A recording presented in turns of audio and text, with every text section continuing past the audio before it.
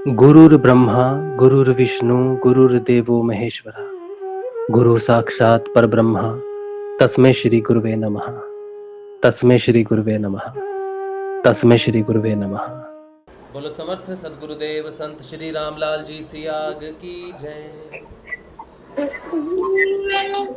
बोलो शिव अवतारी महायोगी बाबा श्री गंगाई नाथ की जय। बोलो दशम अवतार कल की अवतार की जय। बोलो सनातन धर्म की जय। बोलो पलाना धाम की जय। बोलो जामसर धाम की जय। बोलो काजलवास धाम की जय। जय श्री गुरुदेव, जय श्री दादा गुरुदेव।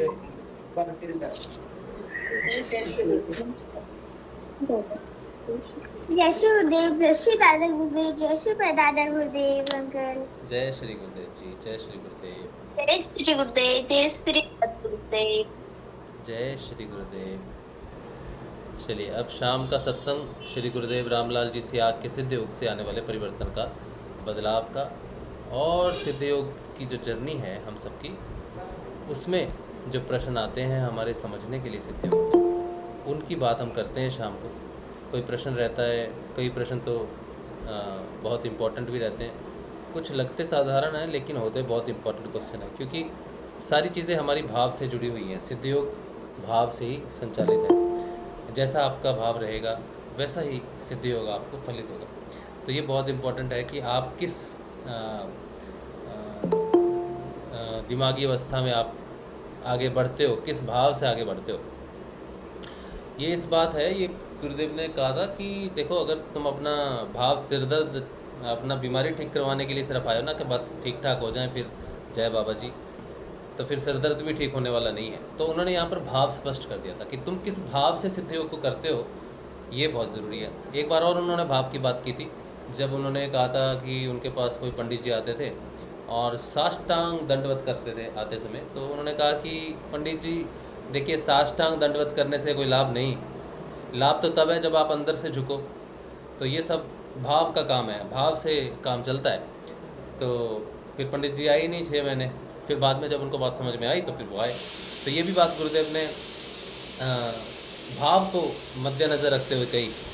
एक बात और उन्होंने भाव की कही थी, उन्होंने कहा था कि उनके पास एक साधक आते थे, तो वो दीक्षा ले गए। तो घर जाके उन्होंने कहा कि चलो सबकी दीक्षा होनी चाहिए, लेकिन घर वाले मानते नहीं हैं सारे। तो उन्होंने फिर बोल बोल के शुरू कर दिया, बोलना बताना शुरू कर दिया मंत्र। तो गुरुदेव से कहा कि गुरुदेव, मेरी आदत है, मैं बोल के जपता हूँ मंत्र जाप, तो घर वाले सुन लेते हैं, तो इससे कोई अपराध तो नहीं होगा। गुरुदेव ने यहाँ भी भाव की बात की, देखो आपने भौतिक जीवन में तो बहुत कर ली चुतराई, यहाँ पर नहीं चलेगी, ठीक है। तो गुरुदेव ने कई बार ऐसा मेंशन किया है कि सिद्ध योग में, नहीं कोई बात नहीं, ठीक, सिद्ध योग में सबसे महत्वपूर्ण आपकी श्रद्धा, आपकी भाव है। अगर इधर से इधर डगमगाई तो गए। बहुत ज़रूरी है ये चीज़, भाव डगमगाना नहीं चाहिए। एक बार गुरु भाई ने मुझे कहा था कि गुरु भाई, बहुत सारे गुरु भाई हैं, एक तो नहीं है, मुझे तो नहीं कहते, वो दूसरों को कहते हैं कि राजशिव के पीछे मत पड़ना, वो गुरु बन के बैठा है। और वो सही कहते हैं एक तरह से, ठीक है।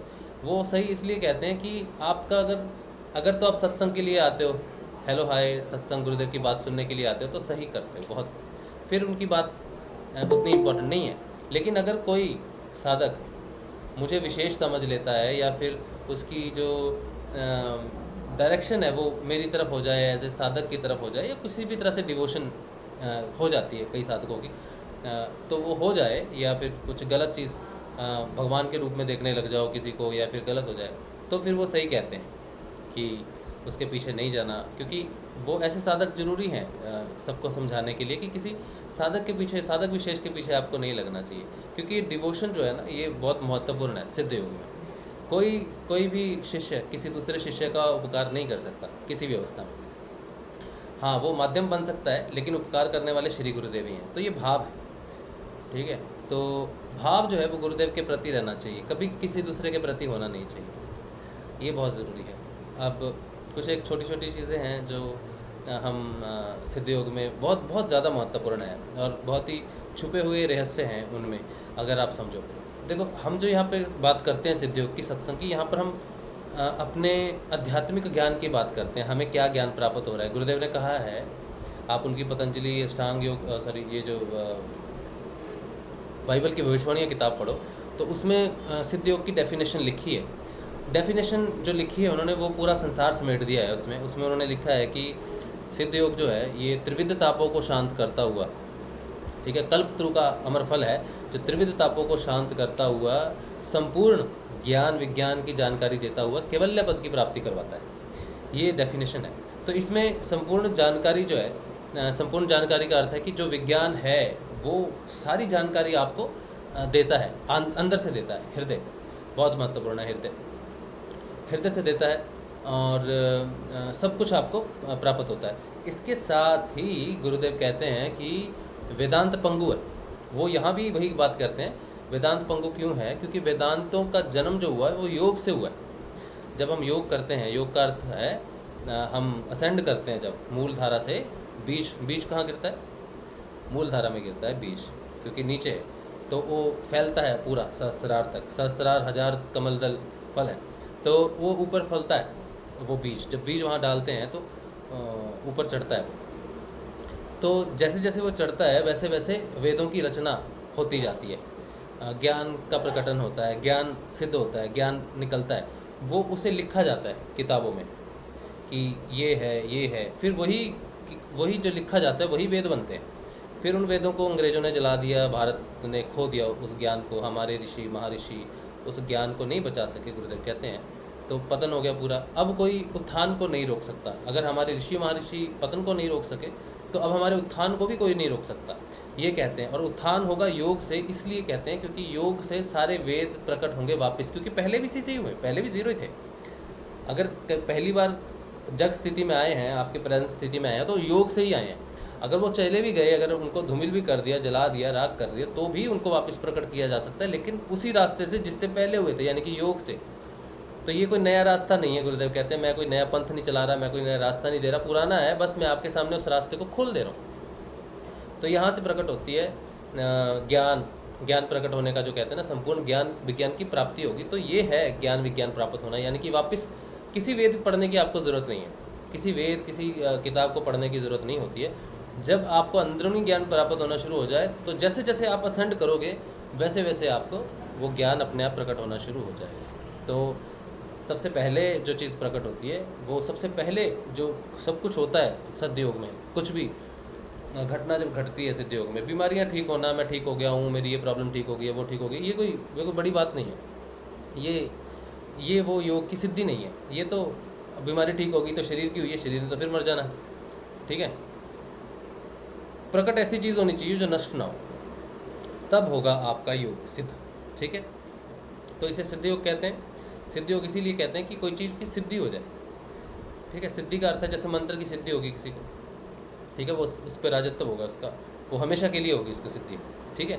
लेकिन जो इस जन्म में हुई अगले जन्म में चली गई, उसको सिद्धि नहीं माना जा सकता।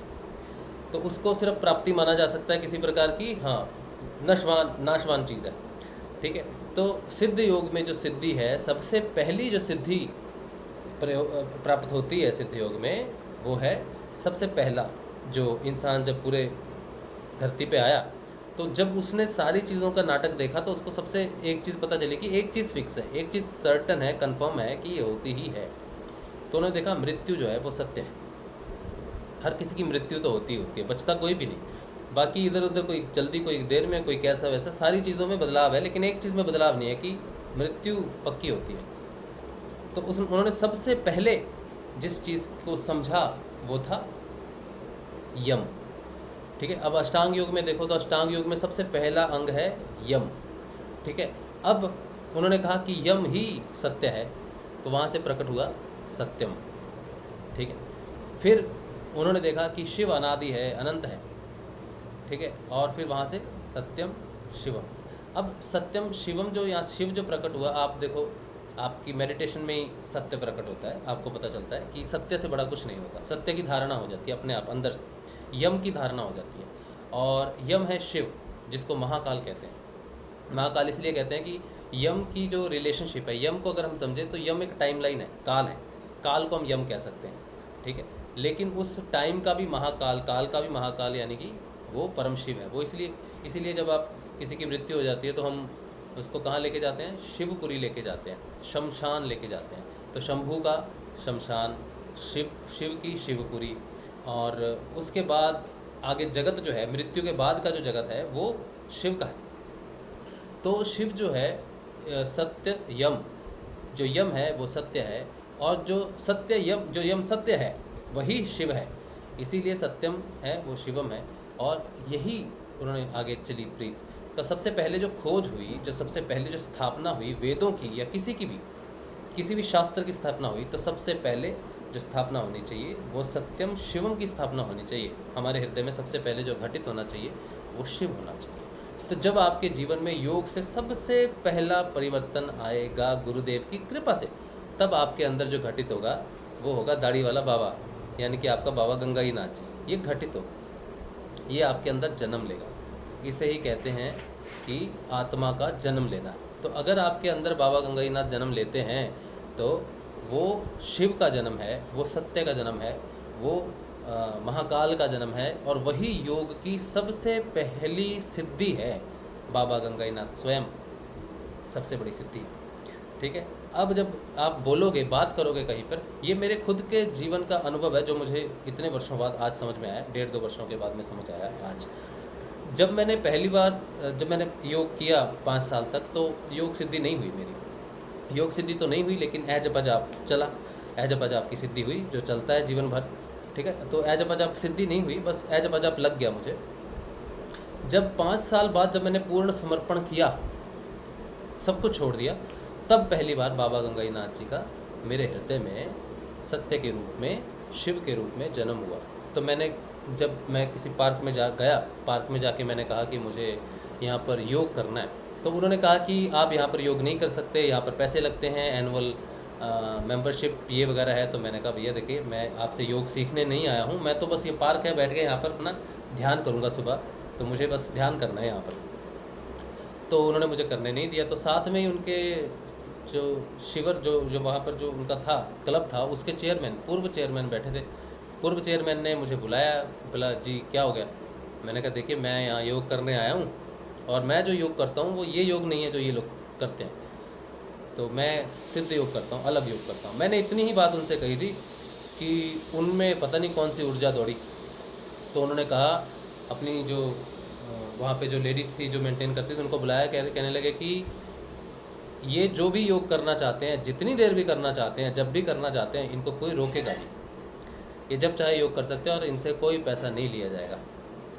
तो मैंने उनको कहा, आपकी अटेंडेंट ने तो मुझे 5-7 मिनट पूरा रूल्स रेगुलेशन बताए हैं, ये सब बताए हैं, और आप कह रहे हो कि ये सब है, तो ऐसा क्यों, आप कौन हो।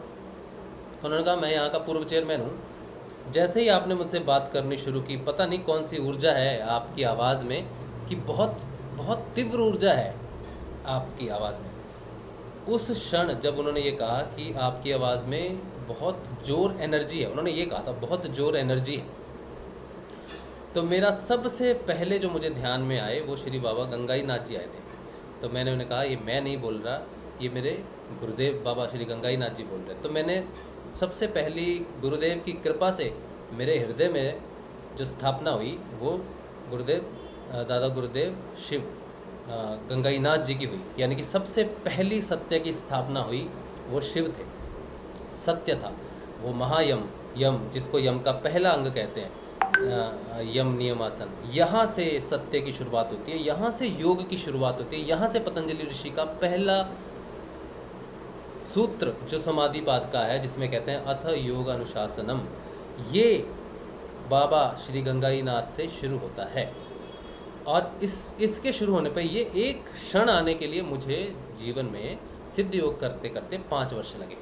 तो 5 वर्ष बाद मेरी पहली योग सिद्धि हुई, वो थी यम की, ठीक है। अब ये सिद्धि बहुत महत्वपूर्ण है। लोग कहते हैं कि सिद्धियों में नहीं फंसना चाहिए, ये चीज़, मैं वो सिद्धियों की बात नहीं कर रहा हूँ, मैं महत्वपूर्ण सिद्धियों की बात कर रहा हूँ, जो सिद्धियाँ रियली आपको योग में आगे लेके जाती हैं। तो सबसे पहले श्री गुरुदेव की प्राप्ति होना आपके जीवन का सिद्ध होना है। तो सबसे पहले आपका जीवन सिद्ध हुआ कि आपको श्री गुरुदेव की प्राप्ति हुई। ये ओवरऑल शुरुआत जीवन की, ठीक है। सबसे पहली सिद्धि आप मानोगे गुरु की प्राप्ति, यानी कि जीवन की सिद्धि।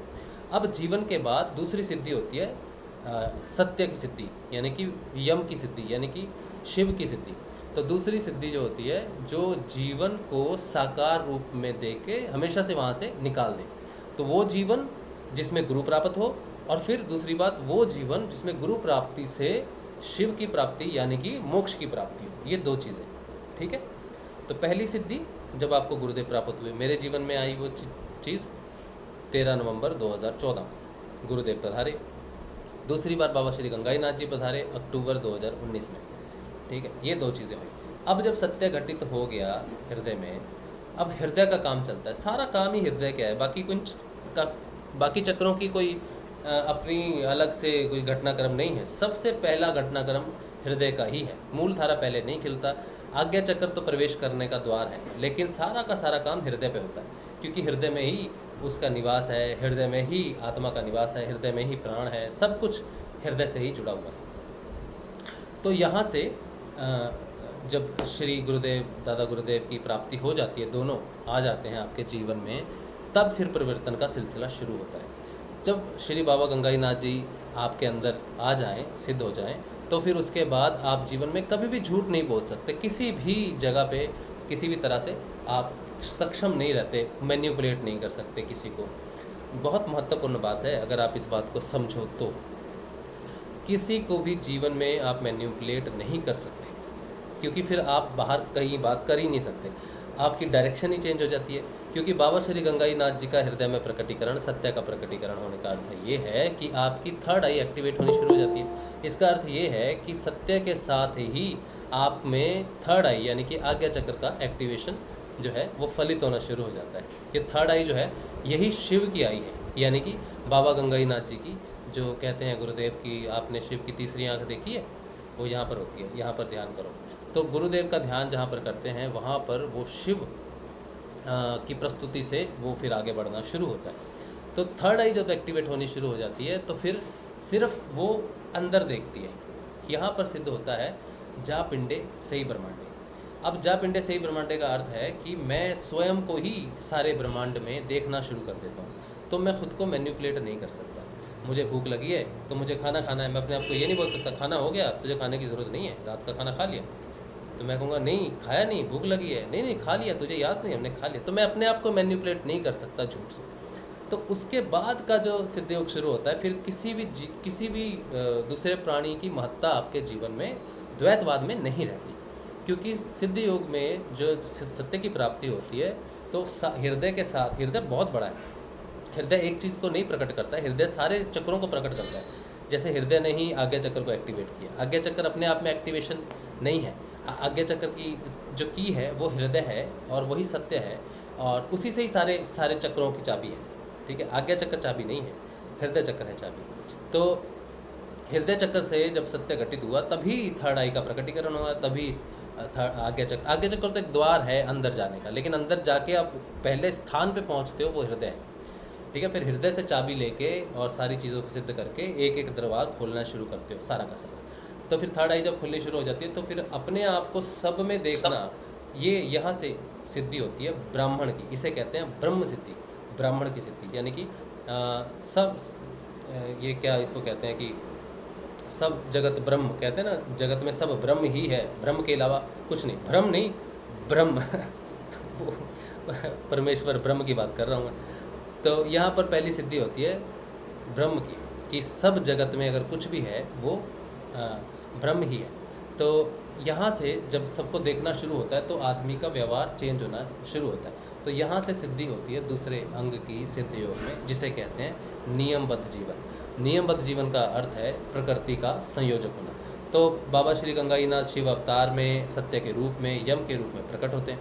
फिर आपकी वही थर्ड आई जो है आज्ञा चक्र पर प्रफुल्लित होती है, खुलती है। फिर वो सर्व ब्रह्म खलविदम के सूत्र को एक्टिवेट करती है। वहाँ से सर्व खलविदम ब्रह्म के साथ मैं प्रकृति का अंग बनता हूँ, या प्रकृति मुझ में मिलनी शुरू हो जाती है। यहीं से शुरू होता है काम नियमबद्ध प्रकृति के रहस्यों। नियमबद्ध प्रकृति के जो रहस्य है वो है नियम से सारा कुछ संचालन होना। यहीं से ही उसके सारे राज खुलने शुरू हो जाते हैं। सिद्ध योग में ज्ञान की प्राप्ति की पंखुड़ी हृदय चक्र से खुलनी शुरू हो जाती है। यहाँ से भेद खत्म हो जाता है, द्वैतवाद और सर्वखल्पितम ब्रह्म के साथ ही द्वैतवाद खत्म हो जाता है, अद्वैत की प्राप्ति होती है।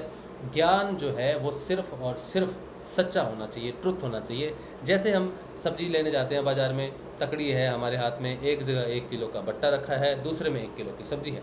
उसका सत्य मोलन तभी हो सकता है जब वो दोनों बराबर हो। अगर उसमें जरा भी भेदभाव होगा तो उसका सत्य का ज्ञान नहीं हो सकता। हृदय भी वैसे ही ज्ञान देता है। जब तक आपके अंदर भेदभाव है तब तक आपके अंदर ज्ञान प्रकट नहीं हो सकता है। ज्ञान तभी प्रकट होता है जब अद्वैत हो, दो है नहीं एक ही है। दोनों पलड़ियों में दो चीज़ें नहीं हैं, एक ही हैं, बराबर है। तो यहाँ से संभाव प्रकट होता है। संभाव की पंखुड़ी खुलते ही ज्ञान का प्रादुर्भाव होता है, बुद्धि में परिवर्तन होना शुरू होता है। यहाँ से जो है सत्य की घटना और ज्ञान की घटना से सर्वकल्पितम ब्रह्म का ज्ञान होता है कि सारा ब्रह्म ही है। उसके बाद योग का दूसरा अंग नियम घटित होना शुरू होता है। नियम जो है वो प्रकृतिबद्ध है, प्रकृति स्वयं नियम है। दूसरे रूप में अगर देखें तो प्रकृति नियम है, क्योंकि सब कुछ प्रकृति में नियम रूप से होता है। कुछ भी ऐसा नहीं है कि घटित हो रहा है लेकिन उसका कोई मतलब नहीं है। दिन शुरू होती है, शुरुआत जो होती है वो दिन और रात से होती है। वही दिन और रात आपके हफ्तों में आते हैं, वही फिर महीनों में शुक्ल पक्ष, चंद्रमा और सूर्य, ये सारे प्रकृतिबद्ध नियम के साथ उदय होते हैं, अस्त होते हैं। और इनके साथ ही सारे त्यौहार, तीज जो भी होते हैं ये सारे एसोसिएट होते हैं, वो हर वर्ष में रिपीट होते रहते हैं। इसी तरह से महीने रिपीट होते हैं, चंद्रकाल, सूर्यकाल, फिर उसके बाद सारा कुछ जो है एक छोटी इकाई, समय की छोटी इकाई से लेकर सारी चीज़ नियमबद्ध से सर्कल के रूप में चलती जाती है। तो ये ही वृत्तियाँ बन जाती हैं। इसी को गोल चक्कर को ही वृत्त कहते हैं। वृत्त से ही वृत्तियों का निर्माण होता है। उन्हीं से ही धर्म का निर्माण होता है, धर्मी का निर्माण होता है, धर्मों का निर्माण होता है। यही सारी चीज़ें जो है कैवल्य पद तक आपको समझने में मिलती है कि धर्म क्या है, धर्मी क्या है और धर्म के धर्म कैसे चेंज होते हैं, वो सारी चीज़ें होती हैं। एक धर्म मेघ समाधि होती है, वो भी आपको लगती है। पतंजलि अष्टांग योग में उसका वर्णन है। जब आप कैवल्य पद में जाओगे तब आपको धर्म में एक समाधि, जो उच्चतम समाधि जिसे कहा जाता है, वो आपको स्थित होती है। वहाँ पर आपको सारे धर्मों का ज्ञान होता है कि मैं कौन हूँ, मैं कर्ता, भर्ता, धर्ता, नियंता, अनुमंता, जो भी मैं आज तक था, उन सब चीज़ों का ज्ञान, पूर्ण ज्ञान वो सारा होता है। उसके अलावा भी धर्म में एक समाधि में बहुत कुछ होगा जो अभी नहीं कहा जा सकता कुछ भी इसके बारे में, जब तक वहाँ ना पहुँचा जाए। लेकिन हाँ, धर्मों का निर्माण जो है वो नियम से हुआ है। तो दूसरा अंग जो है सिद्ध योग का वो है नियम, यानी कि प्रकृति के साथ लयबद्ध होना। ये दोनों जो बदलाव हैं सिद्ध योग के जो दो अंग हैं, ये बहुत महत्वपूर्ण अंग हैं। इनके लिए कई जन्म लगते हैं, कई समय की साधना लगती है, कई प्रकार की साधना लगती है। हठ योग की साधना लगती है, समर्पण लगता है, गुरु से दीक्षा लेके प्रण लेने पड़ते हैं, वचन लेने पड़ते हैं, वनाश्रम में जाना पड़ता है, एक पर्टिकुलर रूल्स एंड रेगुलेशन को फॉलो करना पड़ता है। लेकिन क्योंकि अभी जो समय है गुरुदेव के अनुसार वो पूर्ण नीचे गिर चुका है, बिल्कुल पतन हो चुका है। यहाँ से नीचे इंसान नहीं जा सकता। यहाँ से अगर उसको उठाना है तो वो खुद उठ नहीं सकता, उसको सहारा देके उठाना पड़ेगा। तो गुरुदेव आपको जो सहारा देते हैं वो 5 अंगों का देते हैं। जब वो सिद्ध योग आपको देते हैं तो उसमें कहते हैं कि 5 अंग जो हैं वो मेरी कृपा से सिद्ध होंगे। यम, नियम, आसन, प्राणायाम, प्रत्याहार, ये चीज़ें देते हैं। अच्छा, यहाँ पर हम ब्रेक लेते हैं। यम और नियम आपने समझ लिया होगा सिद्ध योग में उसकी सिद्धि कैसे होती है। इसके बाद की बात गुरुदेव जितनी करवाएंगे, जितनी मुझे याद रहेगी या कर पाऊँगा मैं, याद तो मुझे कुछ भी नहीं है वैसे, मैं बस बोल ही रहा हूँ, बोलता ही जा रहा हूँ और वो बोलने वाला है। तो इसके बाद देखते हैं गुरुदेव क्या बताते हैं। लेकिन पहले पारुल आ गई हैं, आज गुरुदेव के दर्शन होते हैं हमें। थर्सडे को गुरुदेव हमारे सेशन में साक्षात पधारते हैं, समाधि दिखती है उनकी। तो पहले दर्शन कर लेते हैं। जो लोग यूट्यूब पे हैं वो लोग यूट्यूब से अपना गूगल मीट पे आ सकते हैं। मैं गूगल मीट का आपको लिंक दे देता हूँ, फिर आप गुरुदेव के दर्शन करिए सारे। और बड़ा आज क्योंकि थर्सडे है तो आज के जो लाभ है ना गुरुदेव के दर्शनों का, इसको आपको मिस नहीं करना चाहिए। ये मैंने यूट्यूब पे आपको लिंक दे दिया है। जो लोग यूट्यूब पे हैं आप आइए और गुरुदेव के दर्शन कीजिए। फिर हम उसके बाद 10-15 मिनट के बाद जो है वो शुरू करेंगे। और जो आईडी है जिस पे आपको दर्शन करने हैं गुरुदेव के, वो है गुरु सियाग पलाना, पारुल सियाग की आईडी है गुरु बहन की। और आप उनकी आईडी को पिन कर लीजिए और गुरुदेव के दर्शन हम करते हैं। फिर जो है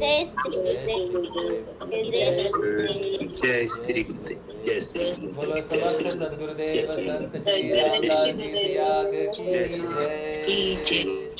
बोलो श्री बमतारी माँ योगी बाबा श्री रंगाईनाथ की जय। बोलो दश अवतार कल की अवतार की जय। बोलो सनातन धर्म की जय। बोलो फलाना धाम की जय। बोलो काशीवास धाम की जय। बोलो जामसर धाम की जय। जय श्री गुरुदेव जय श्री दादा गुरुदेव जय श्री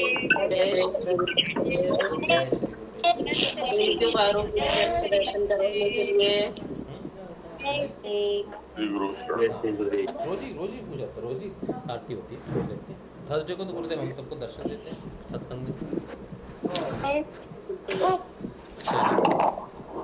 सबको दर्शन लाभ हो गए जी। आज थर्सडे है, गुरुवार का दिन है और गुरुदेव आज हमें सत्संग में आके दर्शन देते हैं। वैसे तो वही करते हैं सत्संग, वही सारी बातें हमें बताते हैं, इतना ज्ञान जो भी देते हैं वही देते हैं, लेकिन थर्सडे को तो उनकी विशेष कृपा होती है। और आज तो हमारी सैलरी बढ़ गई, आज हमें 3 की जगह 7 फेरी मिल गई। क्या बात है। मैं गिनना भूल गई थी, पता नहीं चला। कोई बात नहीं, अच्छा ही होता है, जो भी होता है बहुत अच्छा ही होता है। तो आज हमें 7 फेरी के दर्शन लाभ हो गए, बहुत बढ़िया। चलिए सबके 7 कोष खुल गए भाई। 7 कोषों की यात्रा है ना, 7 कोष खोल दिए गुरुदेव। पहले 3 गुणों की हम यात्रा करते थे, 3 गुणों के हिसाब से गुरुदेव हमें 3 गुणों से मुक्त करो, तो 3 फेरी लगाते थे। आज गुरुदेव ने कहा 7 कोषों को भी जगाना जरूरी है 3 के साथ साथ, तो आज गुरुदेव ने 7 कोषों वाली बात कर दी। बहुत बढ़िया, बहुत बढ़िया। चलिए सबको दर्शन हो गए जी, कोई रहा तो नहीं? अच्छा चलो पारुल जी बहुत बहुत धन्यवाद। जय श्री गुरुदेव जय श्री दादा गुरुदेव। थैंक यू पारुल, जय श्री गुरुदेव। जय श्री गुरुदेव। धन्यवाद जी। जय श्री सुबह भी करवाए थे पारुल ने दर्शन।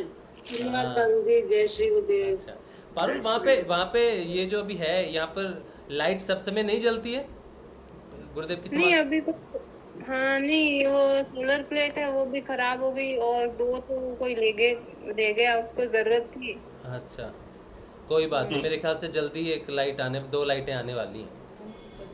हाँ 2 की जगह वो 3 का बोल रहे हैं कि आप देख लो वहाँ से। ये नहीं, एक गुरु भाई आ रहे हैं 15 दिन के अंदर, उन्होंने मुझे फ़ोन किया था तो उन्होंने कहा हाँ बात 15 तारीख को वो मीनानाथ है बॉम्बे के। हाँ संजय शर्मा मीनानाथ दोस्त हैं दोनों, तो वो उन्होंने मुझसे बात की थी, तो मेरे ख्याल से 2 लाइटें या 3 लाइटें कुछ लेके तो आ रहे हैं, भेज देंगे वो बाद में। हेलो ठीक है। हेलो हाँ जी, कौन बोल रहा? हाँ संजय शर्मा बोल रहा हूँ सर। 3 लाइट जा रही है, 3। हाँ 3 जा रही है ना संजय जी? हाँ ठीक है, वही बात मैं बोल रहा था। ठीक है चलो, कब जा रहे हो आप? 15 तारीख? आप 15 तारीख को जा रहा हूँ, लेकिन मैं लाइट कल ही वहाँ पे पेमेंट करके उनको भिजवा दूंगा, तो शायद हो सके तो परसों या चौथे दिन पहुँच जाएगी। अच्छा चलो ठीक है, बहुत बढ़िया, बहुत ठीक है। जय गुरुदेव। जय श्री गुरुदेव। चलिए थैंक यू पारुल, जय श्री गुरुदेव। नेक्स्ट थर्सडे का हम वेट करेंगे। जय श्री गुरुदेव। चलिए बहुत बढ़िया। तो जय श्री गुरुदेव। जय श्री गुरुदेव के दर्शन हमें करवाती है पारुल, गुरुदेव की बेटी। चलिए तो हम जो बात कर रहे थे, आज हम बात कर रहे थे सिद्धियों की। सिद्धियाँ यानी कि सिद्ध योग से जो सिद्धियाँ हमें प्राप्त होती हैं, वो सिद्धियाँ जो अष्टांग योग के रूप में हमारे पास हैं, 8 अंगों के रूप में है। यम कैसे सिद्ध होता है, कौन आता है यम में, किसकी सिद्धि होती है, नियम में किसकी सिद्धि होती है, क्या होता है। उसके बाद तो फिर यम नियम ये 2 चीज़ें हो जाएं, तो फिर उसके बाद यम नियम आसन जो है, फिर योग आसन अपने आप आपका सिद्ध होना शुरू हो जाता है। फिर आसन सिद्ध हो जाए, एक बार आसन लग जाए तो प्राण कैसे किस नाड़ी में प्रवाहित होने हैं, फिर वो दिशा चलने लगती है प्राणायाम से। फिर उसके बाद एक बार जब प्राण सही दिशा में प्रवाहित होने शुरू हो जाएं, तो आपकी जो 5 इंद्रियां हैं, इनसे ये अंतर्मुखी होना शुरू हो जाती है, इनकी डायरेक्शन चेंज हो जाती है। फिर इन पे जो है इनका आहार बनना शुरू हो जाता है और फिर प्रत्याहार प्रकट होता है। प्रत्याहार प्रकट एक बार हो जाए तो मन अंतर्मुखी हो जाता है, मन अंतर्मुखी हो जाए तो भटकना, विचार, वितर्क, ये सारी समाधियाँ थी, छोटी छोटी समाधियाँ होती हैं। विचार अनुगत समाधि, वितर्क अनुगत समाधि, आनंद अनुगत समाधि, अस्मिता अनुगत समाधि, ये 4 छोटी छोटी समाधियाँ होती हैं, धीरे धीरे घटित होती हैं और फिर वो प्रत्याहार कंप्लीट होता है। प्रत्याहार कंप्लीट होने के बाद मन शांत होता है, ध्यान गहरा लगना शुरू हो जाता है। यहाँ से जो है सारी चीज़ें जो है ज़्यादा अच्छी तरह से समझ आनी शुरू हो जाती है। ध्यान धीरे धीरे गहरा होना शुरू होता है और गहरा होता होता ध्यान एक दिन समाधि में परिवर्तित हो जाता है। वहाँ पर सारी चीज़ें जो है आपको समझ में आनी शुरू हो जाती हैं कि प्रकृति का रहस्य क्या है। लेकिन वहाँ तक जाने के लिए सत्य से जो शुरुआत होती है सारी समस्याओं के सुलझने की, जो त्रिविध ताप होते हैं, आदि दैहिक, आदि दैविक और आदि भौतिक, ये सारी समस्याएं जो हैं सत्य के घटन होने से सॉल्व होनी शुरू हो जाती हैं। क्योंकि जहाँ सत्य का उजाला होता है वहाँ अंधकार रहता नहीं।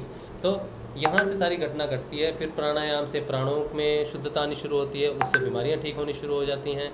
और फिर प्रत्याहार से हमारे मनों के विकार, मन विकार जो हैं वो शुद्ध होने शुरू हो जाते हैं, मन स्थिर होना शुरू हो जाता है।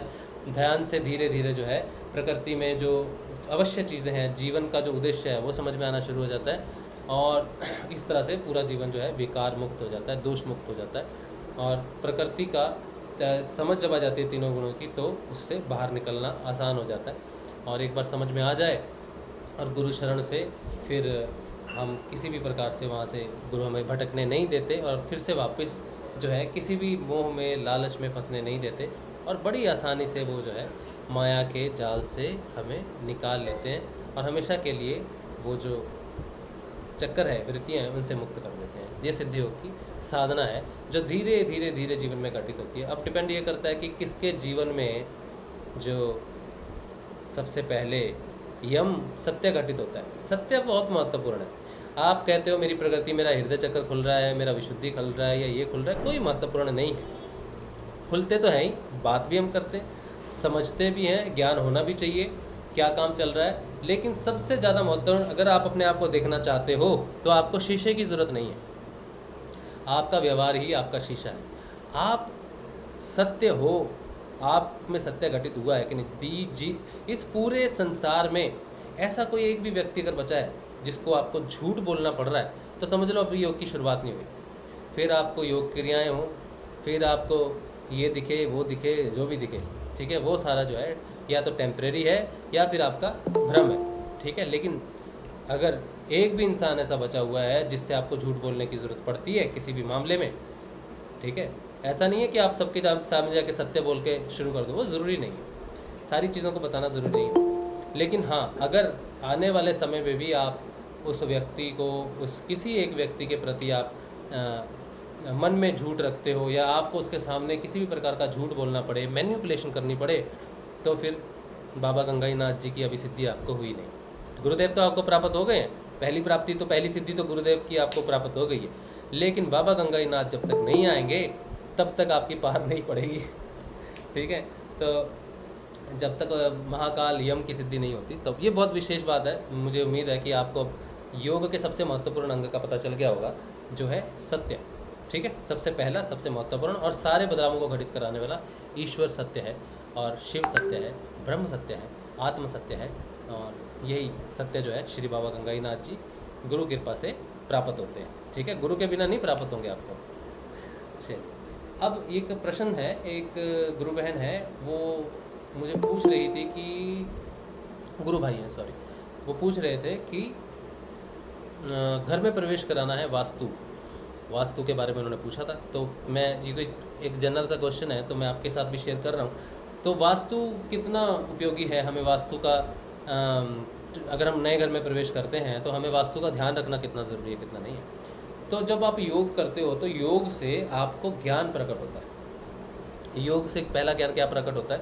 प्रकृति का ज्ञान प्रकट होता है, प्रकृति के नियमों का आपको पता चलना शुरू होता है। यानी कि प्रकृति, सूर्य उदय हुआ पूर्व से, सूर्य अस्त हुआ पश्चिम, ठीक है।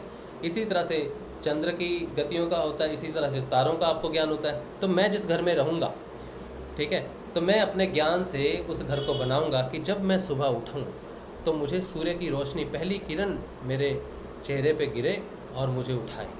ठीक है, तो सूर्य की तरफ या तो मेरा दरवाज़ा हो कि मेरे घर पे पड़े, या फिर मेरी कोई ऐसी विंडो हो, या मेरा शयन कक्ष हो, या फिर जहाँ पर सुबह सुबह हम जो भी काम करें वहाँ से सूर्य भगवान का आगमन हो और उनके दर्शन हो। हमें पूजा स्थल, जो भी शुरुआती काम है अच्छे ब्रह्म मुहूर्त के, वो सारे हो, तो ये ज्ञान प्रकट होगा। उसके बाद मैं ये देखूंगा कि जल की नियति क्या है, अग्नि की नियति क्या है, अग्नि का नियम क्या है।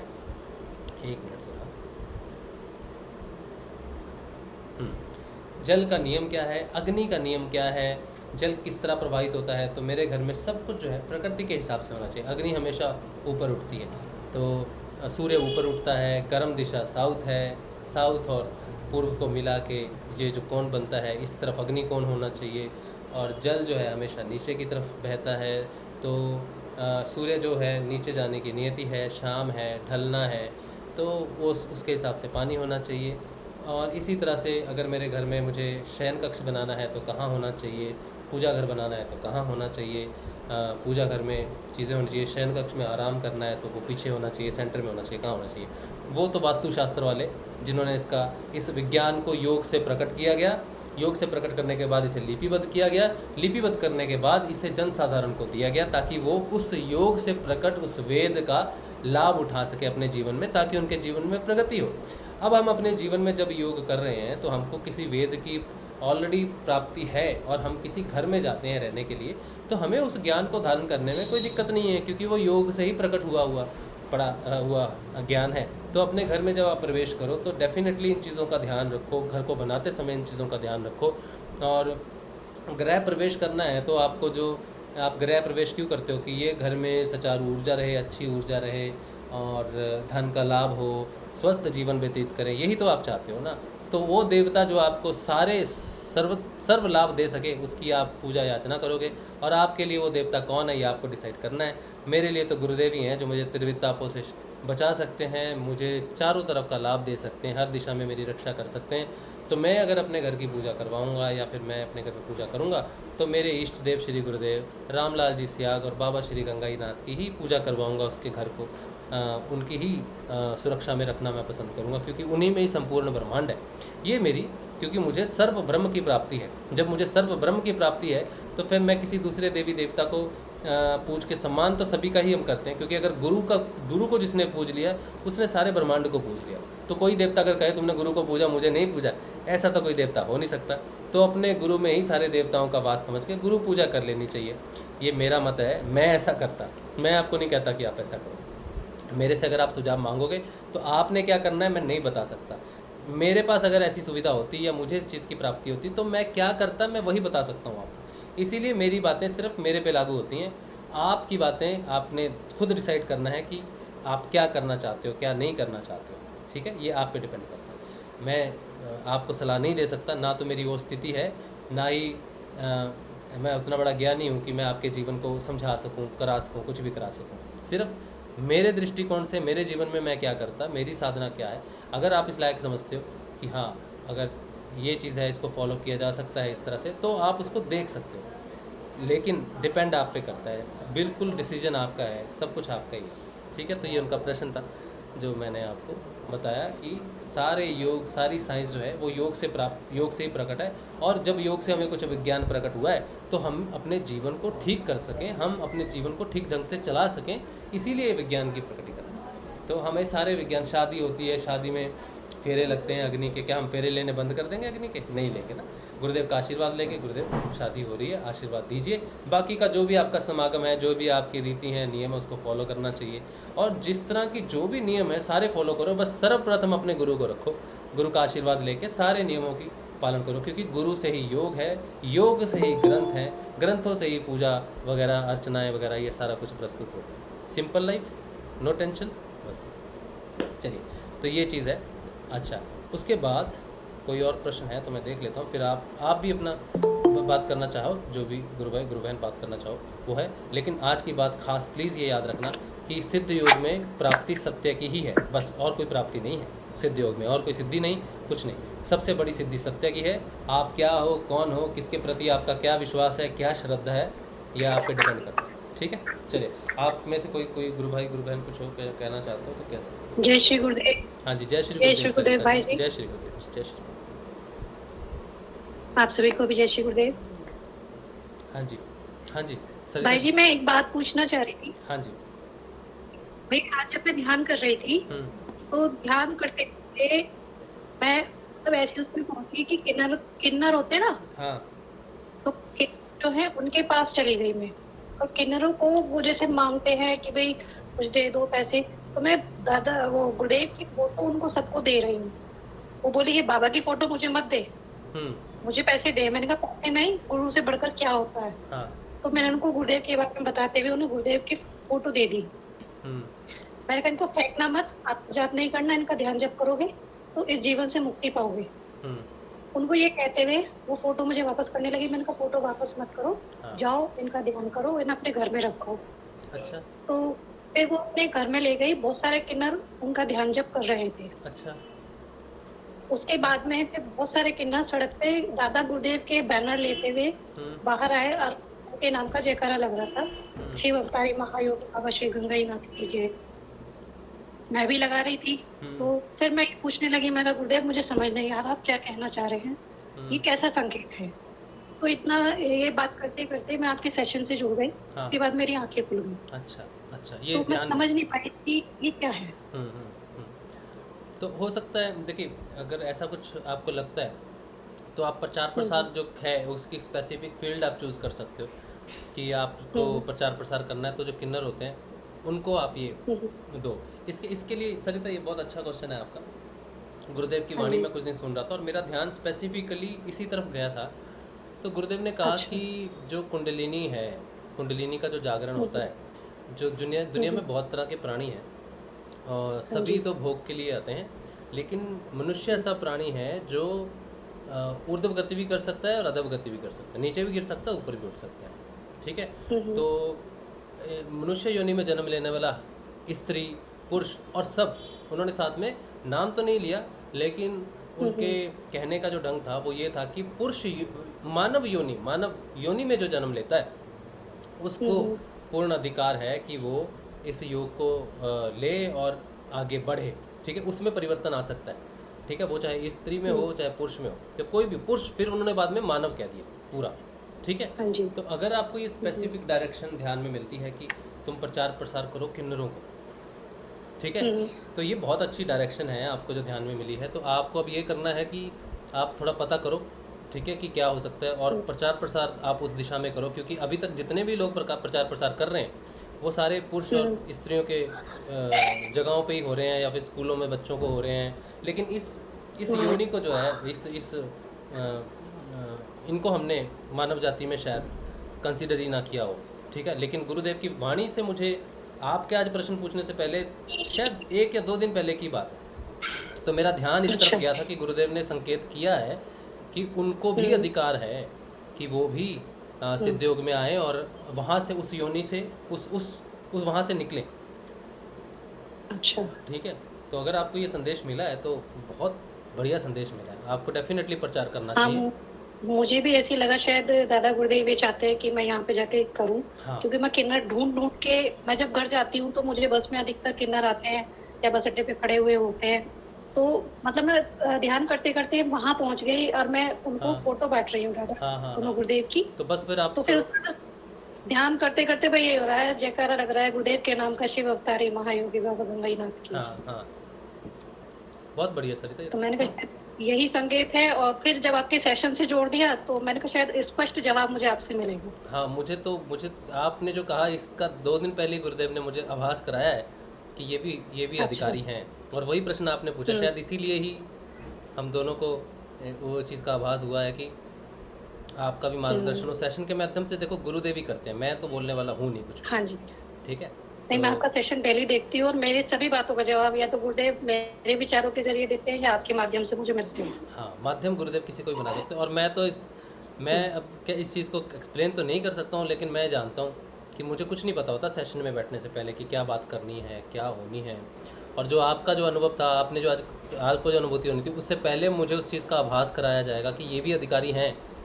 ठीक है, तो उनको मालूम था कि ये प्रश्न आने वाला है। ठीक है, तो ये प्रश्न आने वाला है और ये होना चाहिए। सभी किन्नर दादा गुरुदेव की फोटो लेके बहुत बड़े बड़े बैनर लेके उनके जयकारे लगा रहे हैं। हाँ हाँ, तो आप सड़क पे करो रैली डेफिनेटली। चलती है उस तरीके से निकल रहे थे। हाँ, फोटोज़ बनवा लो आप बिल्कुल और उनको करो। और वीडियो मैं आपको भेज दूंगा, एक बेसिक वीडियो है पूर्ण जानकारी का, 1 घंटे का वीडियो है, ठीक है, वो मैं आपको भेज दूंगा। अगर हो सके तो उनको मोबाइल पे भेज दो ताकि उनको पूर्ण जानकारी इस चीज़ की मिल जाए, ठीक है। और ध्यान उनको कहो कि इनका ध्यान करो। वो 1-2 बार ना भी करें ना कोई बात नहीं, क्योंकि जीवन में उनका जीवन कठिन होता है। वो जब मैं भगवान उनको पे दे रही थी तो वो मुझे वापस कर रही थी। मैंने कहा तुम्हारा जो जिस जन्म को आप लिए बैठे उससे मुक्ति पानी है तो इन्हें दियाओ, हाँ इन बिल्कुल, पूजा करो। हाँ तो मैंने उनको जबरदस्ती दिया। मैंने कहा तुम्हारा अभी मन नहीं है ना, लेके जाओ, जब ये घर में विराजमान हो जाएंगे ये आपसे अपने आप सब कुछ करवा लेंगे। तो उसके बाद बहुत सारे किन्नर बैठ के उनका ध्यान कर रहे हैं।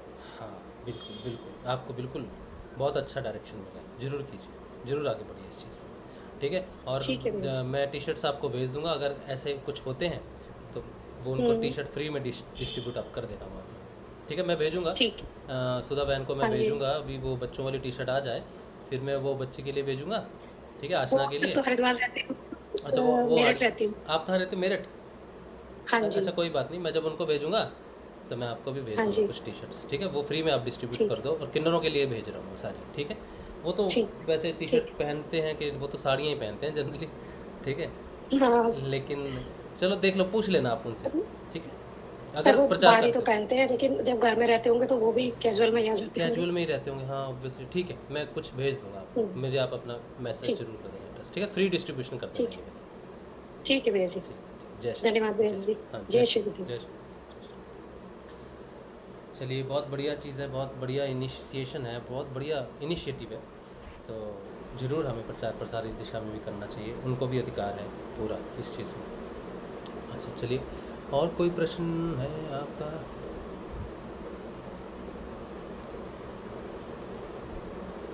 ब्रेड में ब्रेड खा सकते हैं?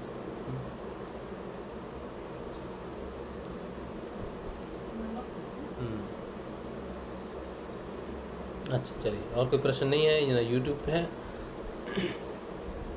और ना ही गूगल में है। अच्छा चलिए, अब जो है एक और महत्वपूर्ण बात करते हैं। प्रश्न नहीं है किसी का? किसी ने बात नहीं करनी? देख लो 1-2 मिनट आप बात कर लो।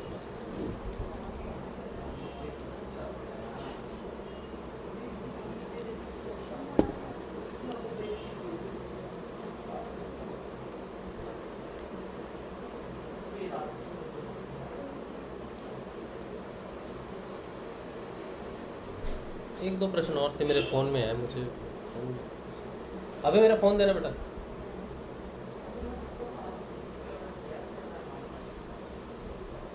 अच्छा चलिए, मैं शुरू करता हूँ।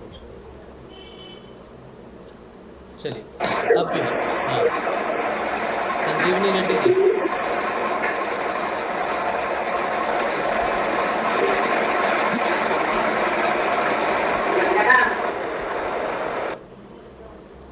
अच्छा संजीवनी रेड्डी जी, आपका माइक खुला था, अगर आप कुछ कहना चाहते हैं तो माइक ओपन कीजिए, अगर वैसे ही ओपन हो गया तो कोई बात नहीं।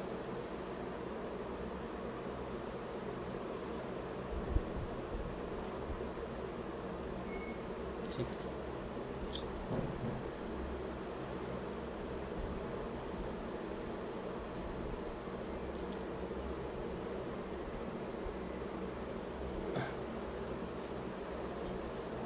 चलिए। अच्छा, तो ये जो बात हम आज कर रहे थे सिद्धयोग की, कि सिद्धयोग में जो है सिद्धियाँ क्या होती हैं। बाकी सिद्धियों की बात अलग है, जो अलग अलग सिद्धियाँ प्राप्त होती हैं वो तो माया की हैं, लेकिन असल में जो सिद्ध होता है, जिस क्योंकि हम इसे सिद्ध योग कहते हैं, तो सिद्ध कुछ तो होता होगा इसमें, योग में कुछ तो जाता होगा। सिद्धियाँ अलग चीज़ है, उसके लिए ये सिद्ध योग नहीं है, क्योंकि आपको सिद्धियाँ प्राप्त होती हैं इसलिए सिद्ध योग है। एक बार मुझे एक फ़ोन आया था, तो हैदराबाद से आया था शायद, तो वो उन्होंने मुझे फ़ोन किया, उनको सिद्धियाँ चाहिए थी, तो उन्होंने कहा ये सिद्ध योग है शायद, इसलिए इसमें सिद्धियाँ प्राप्त होती होंगी। तो मैंने उनको बड़ा समझाया कि ये सिद्धियों वाला सिद्ध योग नहीं है, सिद्ध योग में नहीं फंसना है। लेकिन इसे सिद्ध योग क्यों कहा जाता है, तो इसका वर्णन ये है कि इसके 2 रीज़न हो सकते हैं। पहला तो ये कि इसमें मानव जीवन की जो असली जो वेदों को प्रकट करने के लिए जो सिद्धियां हैं, जैसे सत्य हो गया, यम हो गया, नियम हो गया, इन सब की सिद्धियां जो होती हैं, ये सब सिद्ध होना, जीवन सिद्ध होना, ताकि वो उससे निकल सके, नियमबद्ध होकर निकल सके उस चीज़ से। एक तो ये भी हो सकता है, और सिद्ध योग का एक अर्थ और होना चाहिए कि इस योग को सिद्ध योग इसलिए कहा जाना चाहिए क्योंकि जितने भी इस समय लोग हैं पृथ्वी के ऊपर में, वो जिस गुण धर्म में भी हों, वो इस योग को अपना सकें और इस योग की पूर्णता को हासिल कर सकें, इसलिए इसे सिद्ध योग कहा जाता है। ठीक है, तो जैसे पहले जो योग होते थे तो या तो निवृत्ति मार्ग में या प्रवृत्ति मार्ग में ऐसे लोग, ऐसे साधक होते हैं। जैसे गुरुदेव इस बात की एग्जांपल देते हैं कि मैं प्रवृत्ति मार्ग में हूँ, मेरे गुरुदेव गंगाई नाथ जी निवृत्ति मार्ग के साधक थे। उसके बाद रामकृष्ण परमहंस प्रवृत्ति मार्ग के थे और उनके शिष्य जो है निवृत्ति मार्ग के थे। तो इस योग इसमें क्या होता है कि प्रवृत्ति और निवृत्ति मार्ग चल सकता है, ये बात एक जगह गुरुदेव ने कही है। तो ये सिद्ध योग है। तो सिद्ध योग का अर्थ है कि वो योग जिसमें निवृत्ति मार्ग और प्रवृत्ति मार्ग, इन दोनों में रहने वाले मनुष्य, मानव, साधक जो हैं, इसकी पूर्ण प्राप्ति कर सकते हैं। ये डायरेक्शन एक है। तो सिद्ध योग का अर्थ ये है कि मानव मात्र का कल्याण के लिए किसी भी दशा में हो, किसी भी दृष्टि में, किसी भी अवस्था में, गृहस्थ अवस्था में या फिर वैराग अवस्था में या फिर वन अवस्था में, जिस अवस्था में भी हो, वो इस योग को कर सके। इसका नाम इसलिए पूर्ण रूप से पड़ गया सिद्ध योग। तो और फिर कह दिया गया इसका जो वर्णन, इसका जो विस्तृत रूप दिया गया कि इसको सिद्ध योग क्यों कहा जाता है, ये तो हमने अब समझने की कोशिश हम कर रहे हैं कि सिद्ध योग का अर्थ है कि हर प्राणी को जिसका अधिकार हो और हर जगह पे दृष्टि उसको ये करने का अधिकार हो। इसीलिए उसके साथ इसमें जो एक्सप्लेनेशन दी गई है टेक्निकली सिद्ध योग की, गुरुदेव ने जो और भी इसमें विशेषता ऐड किया वो ये कि सिद्ध योग में सारे योग सम्मिलित हैं। ठीक है, सारे योग सम्मिलित हो गए। तो वो चाहे कोई पर्टिकुलर गृहस्थ जीवन से रिलेटेड हो या निवृत्ति मार्ग से रिलेटेड हो। अब इसको और थोड़ा सा एक्सप्लेन करते हैं कि सिद्ध योग में इसको सिद्ध योग क्यों कहा गया है और कैसे ये सारे लोगों के लिए हो सकता है, यानी कि निवृत्ति मार्ग के लिए क्यों नहीं है सिर्फ, क्यों इसमें गुरुदेव ने गृहस्थ मार्ग में आके कहा है कि जो गृहस्थ जीवन में वो इस योग को कर सकते हैं। ठीक है, अब उनका प्रवृत्ति मार्ग में रहना और इस योग का सिद्ध योग कहना और इसमें सारे योग सम्मिलित होना और इसको संचालन करने के लिए जो पेट्रोल दिया गया है, उस पेट्रोल में, जैसे पेट्रोल की गाड़ी होती है उसमें डीजल नहीं डलता, डीजल वाले में पेट्रोल नहीं डलता, है ना। लेकिन सिद्ध योग में ये जो गाड़ी है इसमें सब डलता है, चाहे वो कोई भी ईंधन हो, डलता है, क्योंकि इसमें जो यूज़ किया जा रहा है बीज मंत्र वो सर्व जगह पर है। अब वो ऐसी कौन सी चीज़ है जो निवृत्ति मार्ग में भी है और प्रवृत्ति मार्ग में भी है, दोनों चीज़ों में है, उससे सिद्ध योग संचालित होता है। वो क्या है? क्या है? क्या है? क्या? हाँ? योग तो है सत्य। अच्छा, और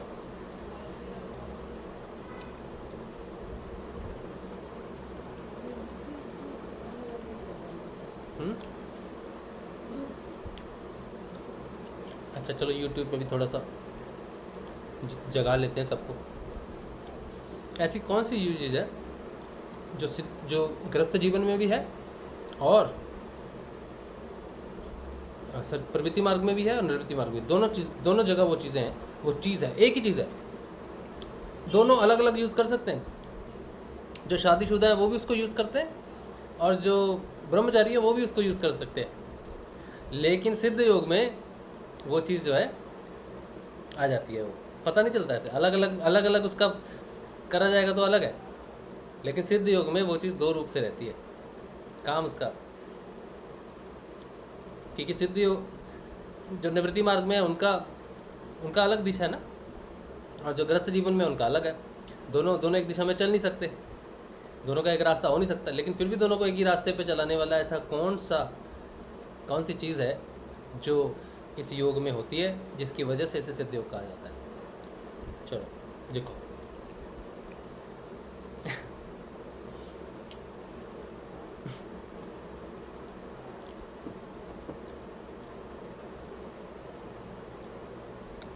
मुझे एक्चुअली ब्रेक चाहिए ब्रेड खाने का।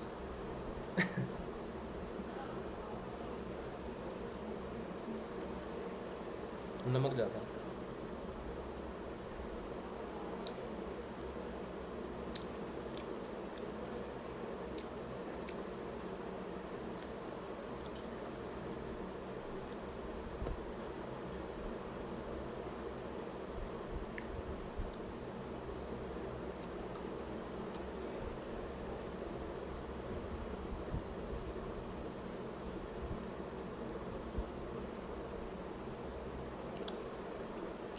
क्या हुआ?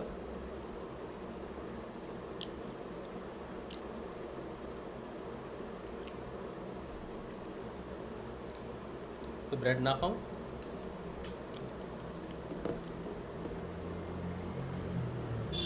उर्मिला जी कहाँ है? उर्मिला जी भजन सुनाने वाली थी हमें आज।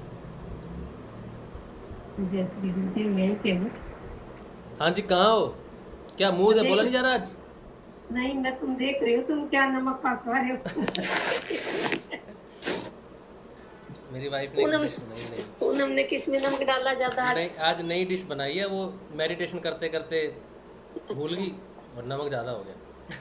डबल कर दिया। कोई ना, चलो भजन ही सुना दो, तब तक एक ब्रेड ही खा लूंगा। वो गोविंद गुरु भाई जी के लिए लिखा था रक्षाबंधन वाले दिन, उस दिन का सुना रही हूँ पहले तो।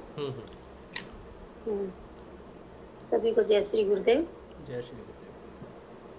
जय श्री गुरुदेव। जय श्री गुरुदेव।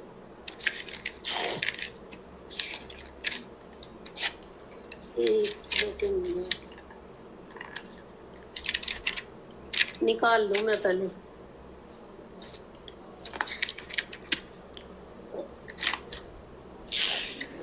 भजन भी तो कहीं आ गया भाई।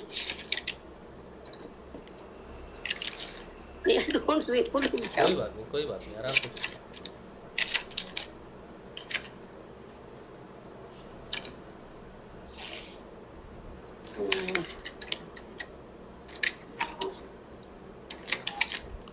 मिला। हाँ जी। जय श्री गुरुदेव। हो मेरे गुरु का सच्चा दरबार, माथा जरा आके टेक ले। मेरे गुरु का सच्चा दरबार, माथा जरा आके टेक ले। नैया ले जावे परले पार, माथा जरा आके टेक ले। तेरी नैया ले जावे परले पार, माथा जरा आके टेक ले। करे चमत्कार गुरु, बरसावे प्यार गुरु। करे चमत्कार गुरु, बरसावे प्यार गुरु। हमको ले जावे भव पार, माथा जरा आके टेक ले। रे गुरु का सच्चा दरबार, माथा जरा आके टेक ले। अंधा नया क्या देवे कोडियों को पाया, बांझ की लार ही लाल, माथा जरा आके टेक ले। इसको दोबारा से करते। अंधा नया क्या देवे कोडियों को पाया, बांझ की लार ही लाल, माथा जरा आके टेक ले। मेरे गुरु का सच्चा दरबार, माथा जरा आके टेक ले। कलयुग में आप आया, सबका संताप मिटाया, कर दिया सबको ही निहाल, माथा जरा आके टेक ले। तेरे गुरु का सच्चा दरबार, माथा जरा आके टेक ले। त्याग कुल का है उजियारा, महास्तु का राज दुलारा। नथा राम जी का लाल, ले माथा जरा आके टेक ले।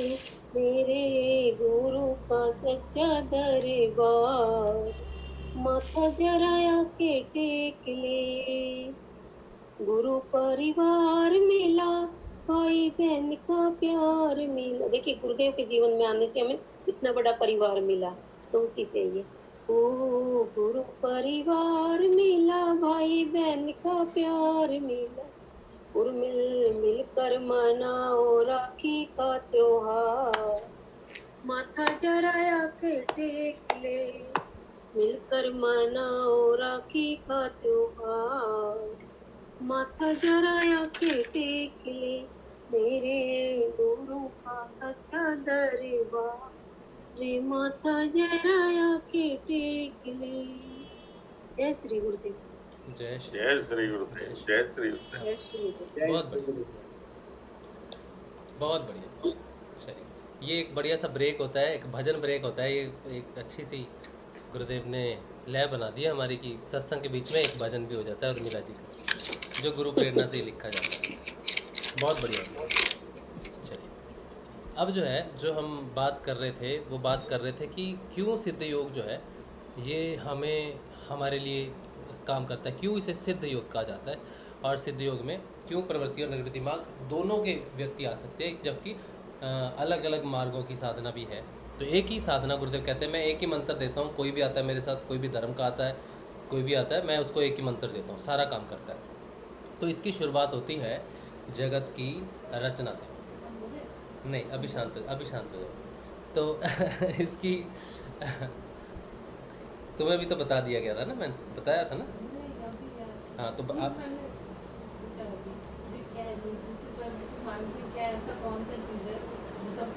आज दोपहर को तुम्हें पता चली थी वो चीज़?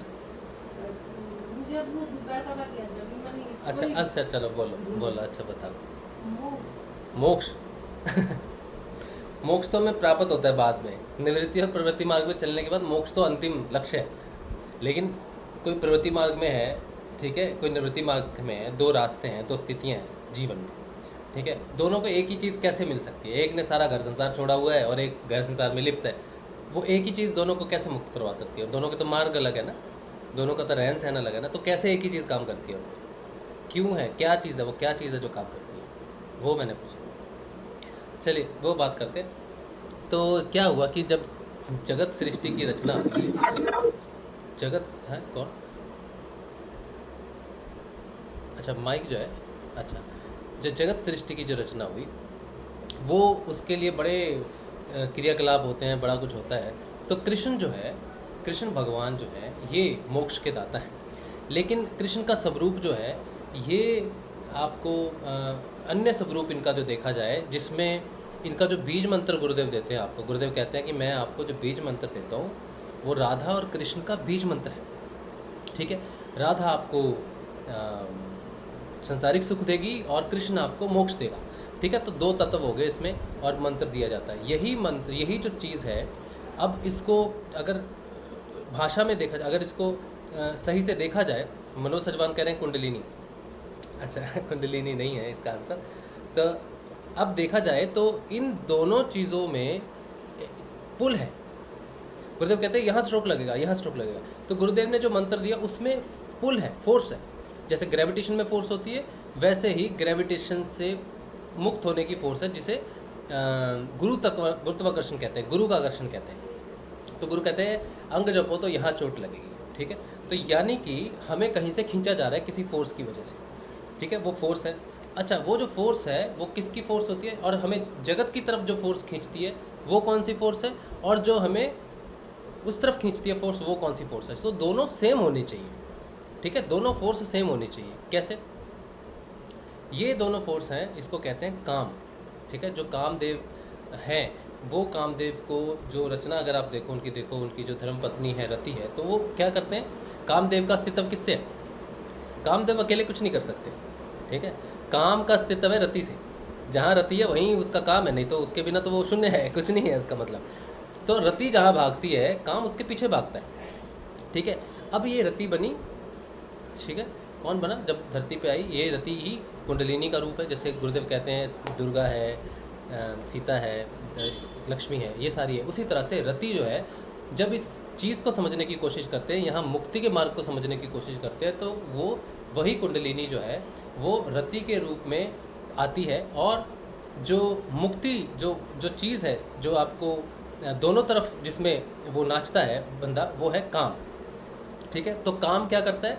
काम जब जगत की तरफ आता है, जब रति की तरफ भागता है, वो कुंडलिनी का जब धरती पे अवतरण होता है, रति को जब धरती पे भेजा गया जाता है, संरचना करता है, तो उसके पीछे भागता है काम, तो वो जगत काम कहलाता है, जगत में फंस जाता है। वो निवृत्ति मार्ग को वो प्रवृत्ति मार्ग को जन्म देता है।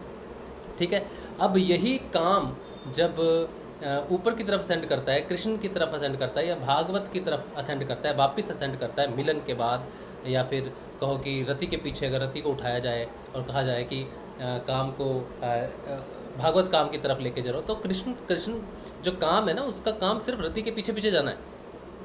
लेकिन काम को डायरेक्शन देने का काम तो कुंडलिनी करती है। जैसे वो ऊपर से नीचे आई तो संसारिक रचना हो गई, पीछे पीछे सारा सब कुछ जो रचना होती है ये काम से ही रचना होती है। काम का अर्थ होता है, काम का अर्थ सिर्फ वो नहीं जो आप सोच रहे हो, मतलब नेगेटिविटी में जो मतलब शारीरिक संबंधों के हिसाब से सोच रहे हो।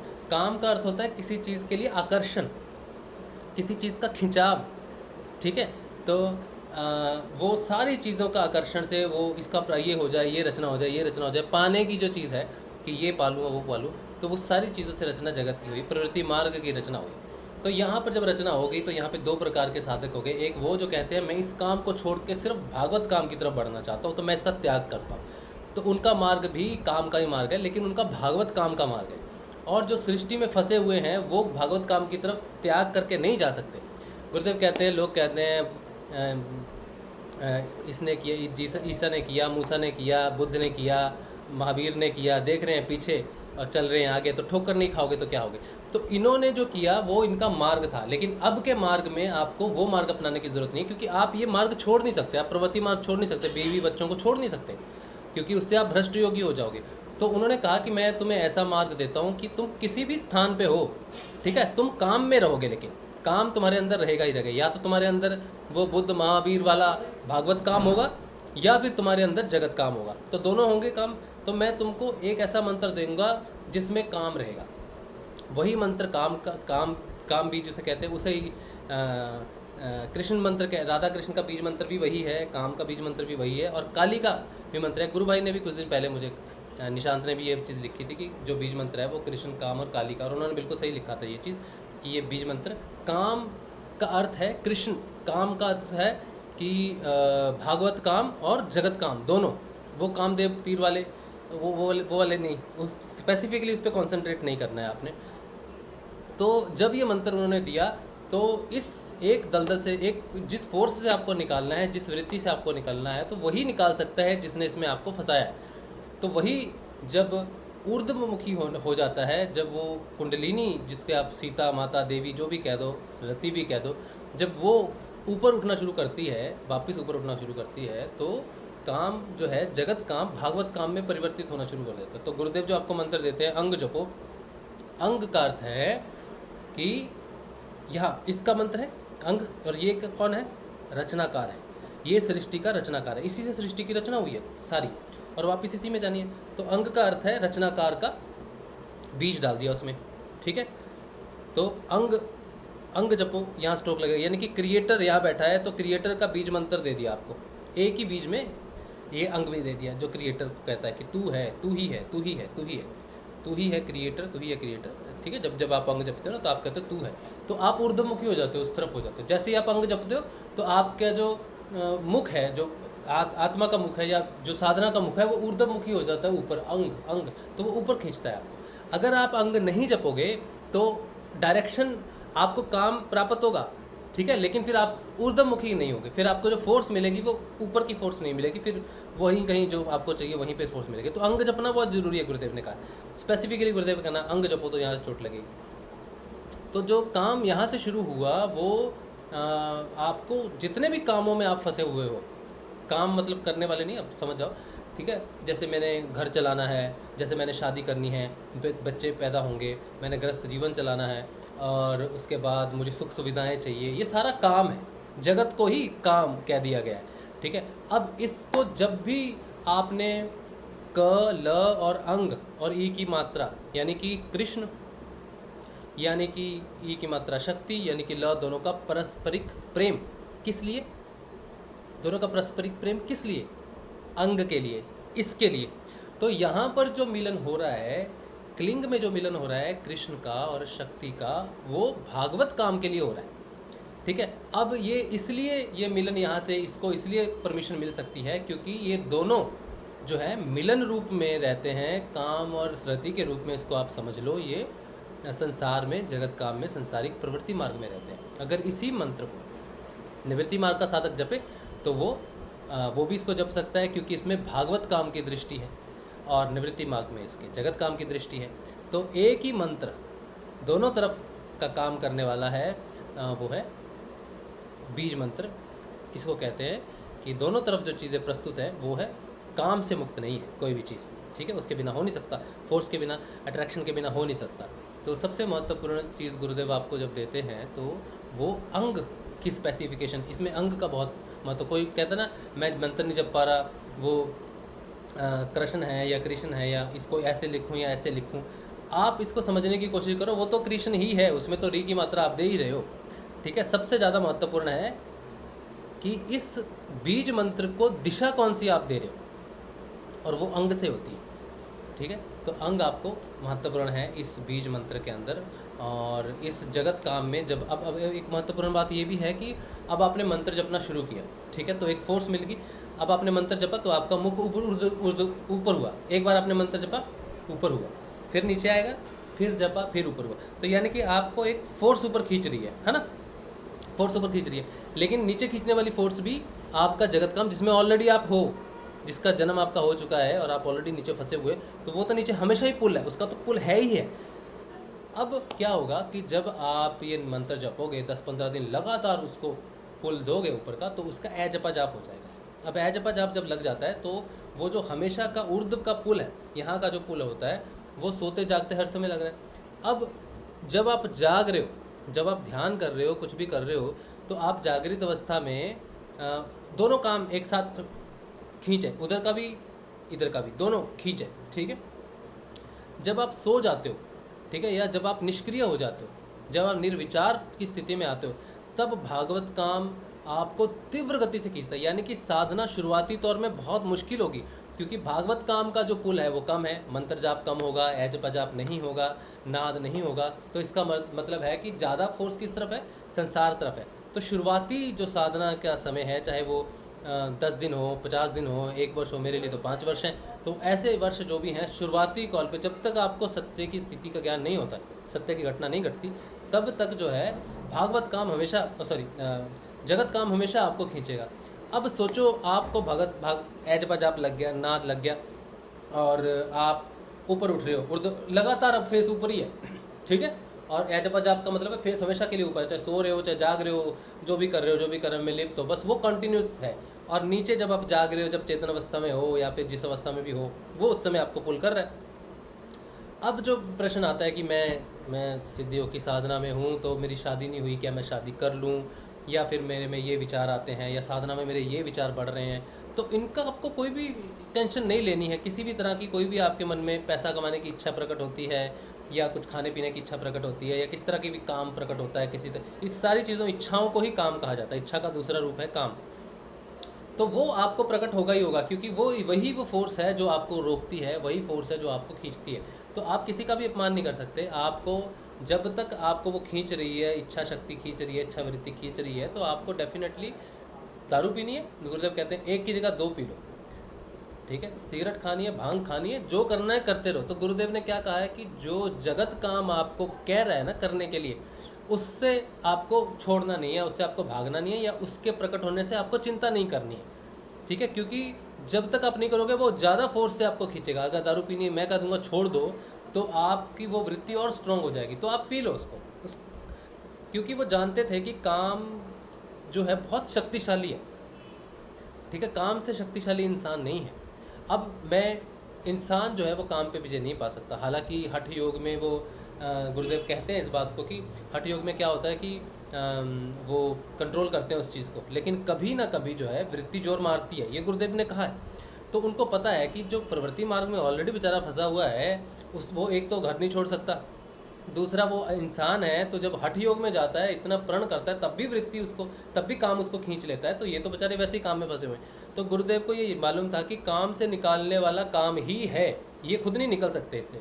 तो इनको जो काम धक्का जिधर मारेगा इन्होंने उधर ही जाना है, तो हमारा काम खत्म हो जाता है। हम एक रोलर की तरह हैं या क्यों थाली के बैंगन की तरह हैं कि जिधर का होगा हमने उधर ही लुढ़क जाना। हमारी अपनी कोई ये नहीं है, हमारा अपना कोई जोर नहीं है कि मैंने ये खाना है, नहीं खाना, ये छोड़ना है, ये करना है, ये करना है। तो सारा काम क्या करना है, उस बीज मंत्र के अंग ने करना है। तो हमने क्या करना है, अंग जपना है, यानी कि हमने वो फोर्स स्ट्रॉन्ग करनी है। जितना हो सके मंत्र जाप करो, जितना हो सके मंत्र जाप करो, और संसारिक वृत्ति में रह के कोई भी इच्छा प्रकट हो तो उसके साथ दंगल नहीं करना है आपको, क्योंकि आप नहीं लड़ सकते उस चीज़ों से।